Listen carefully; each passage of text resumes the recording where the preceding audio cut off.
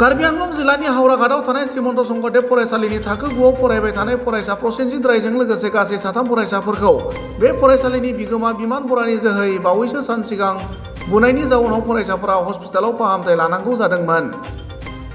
जोखोम जानाय 3 फरायसाफोरनि गेजेराव हावराघाट नोगोरनि 3 नं वार्डनि प्रसेनजित राय मुंनि फरायसाया फाहामथाय लाबाय थादोंब्लाबो दासिमबो मोजां जायै खौरांखौ मिथिनानै हावराघाटनि समाज सिबियारि राजेन बराया जोखोम जानाय फरायसानि नखराव थांनानै अनसुंथाय होयो। আমাৰ হাওৰাঘাট অঞ্চলৰ এজন ছাত্ৰক এখন স্কুলত মানে ব্ৰুটেলি মাৰপিট কৰাৰ নিচিনাই লাগিছে মোৰ কেছটো। কাৰণ শিক্ষকে কিবা এটা ক'লে দুচাট এচাট দিলে সেইটো আমি ইমান মাইণ্ড নকৰোঁ, কিন্তু এজন বিদ্যালয় পৰিচালনা সমিতিৰ সম্পাদকে ইমান বেয়াকৈ যে এজন ল'ৰাক মাৰিছে এই কথাটোৱে আমাক মৰ্মাহত কৰিছে। গতিকে মই যোৱাকালি ৰাতিয়ে মই নিউজটো দেখিলোঁ। দেখি পেলাই মই লগে লগে কমিউনিকেট কৰিলোঁ ইয়াত লোকেল ল'ৰাৰ লগত যে কি হ'ল, কি কথা, কি বতৰা। তেওঁলোকে মোক ব্ৰিফলি কিছু জনালে আৰু তাৰপিছত মই নিজে ভাবিলোঁ যে নহয়, ৰাতিপুৱা মই নিজে এপাক গৈ ল'ৰাটোকো সাক্ষাৎ কৰোঁ। মই শুনিলোঁ যে যোৱাকালি ৰাতি তেওঁ ট্ৰিটমেণ্ট কৰি আহি পাইছে আৰু ঘৰতো গৈ মাত এষাৰ দিওঁ। কাৰণ এনেকুৱা ধৰণে মানে ল'ৰা ছোৱালীক মাৰপিট কৰাটো আজিকালি আইন বিৰোধী কাম মোৰ মতে, যিটো আমি দেখি আছোঁ।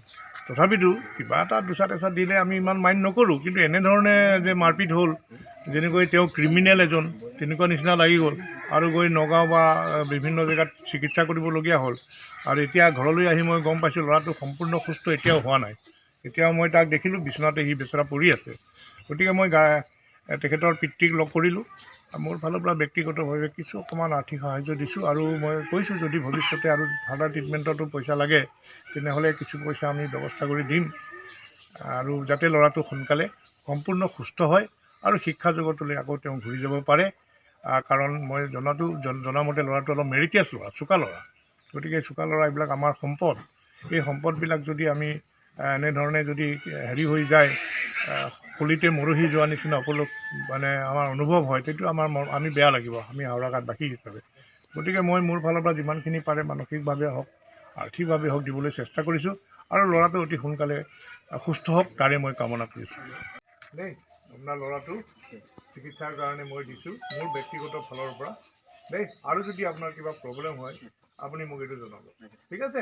মই যিখিনি ভগৱানে মোক পাৱাৰ দিছে, যিখিনি দিছে, মই যিমান পাৰোঁ, এইটো আপোনাৰ ল'ৰা নহয়, মোৰো ল'ৰা দেই।